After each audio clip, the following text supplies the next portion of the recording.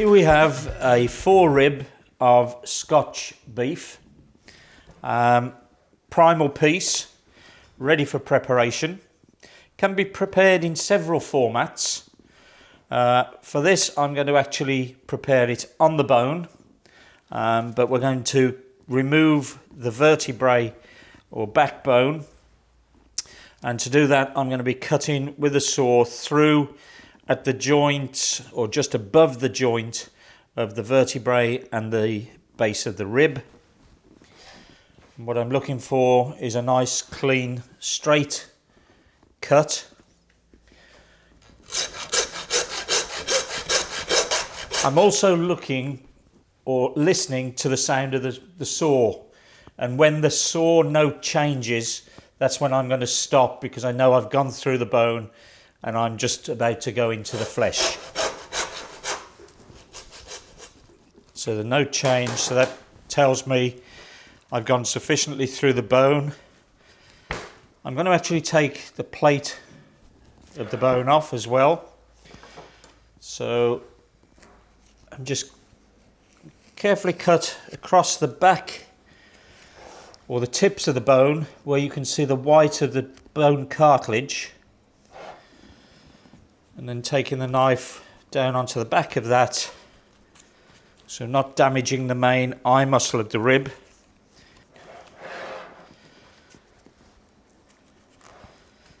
And then running the knife through, cutting now round through our cut mark, still keeping close to the bone,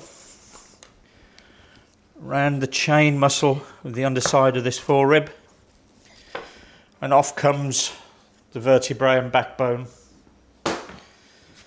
So by taking that care, we have no deep incisions, and essentially we need to remove any sawdust that we generated.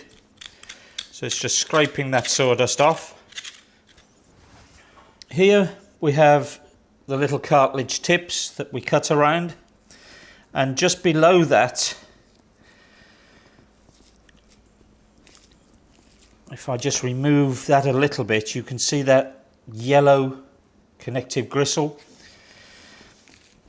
This is termed backstrap or paddywhack, but it's the main ligament in the shoulder and runs right up to the neck.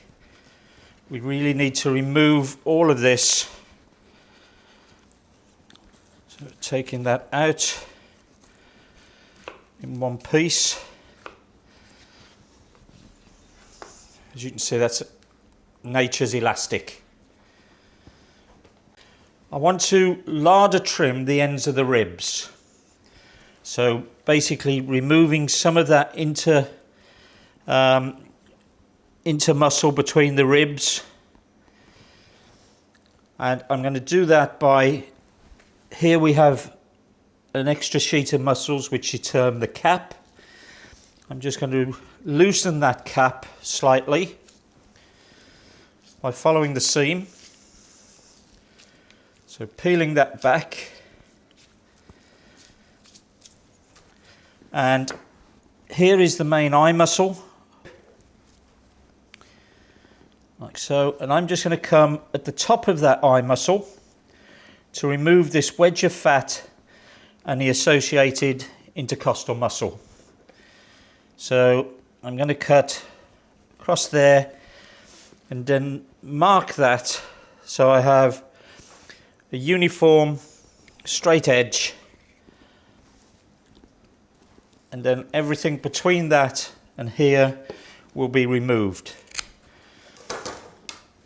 So I'm going to clean or expose the clean tips of the end of these bones. So I'm just freeing on the interside of the ribs. And once I've freed those, keeping that nice and straight, I can scrape any of the connective tissue off the back of the bone.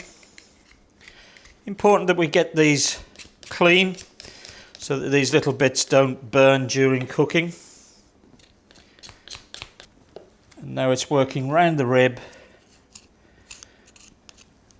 and removing this piece of muscle between each one of them.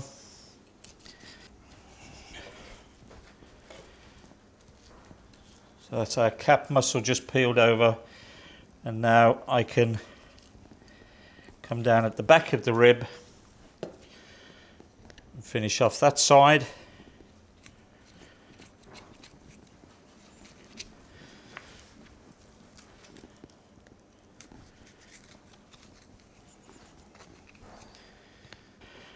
Just remove a part of that wedge of the fat. Don't want to remove all of it, but it's just the thickest part.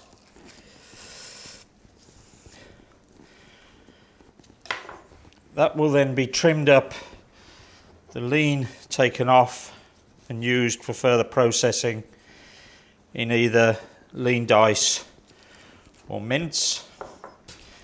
So as you see there, I've actually cleaned the ribs, just need a little bit more scraping, remove that channel of fat, and that then allows me to fold that cap muscle in, up and square against the rib, so we have a nice tidy line. So when I'm happy with that, I'll just at this point finish cleaning the rib, and then we can just secure the cap to the rest of the joint by putting some simple strings around. So taking our butcher's twine, we can put a string close to the side of the rib, doing a double butcher's knot, and then just tying off. I'm not going to be squeezing excessively with that knot, the string, as I don't want during the cooking to squeeze all those juices out. So it's just doing a sensible knot to secure that cap, this cap muscle here, but without squeezing the joint too much. Making sure my strings are all of even distance. Also getting my knots in a line and cutting off the length of the tail of the strings so that they're all evenly spaced and same length. And then our last string on this one,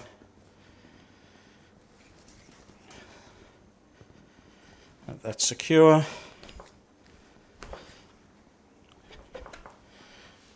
Tying that knot off,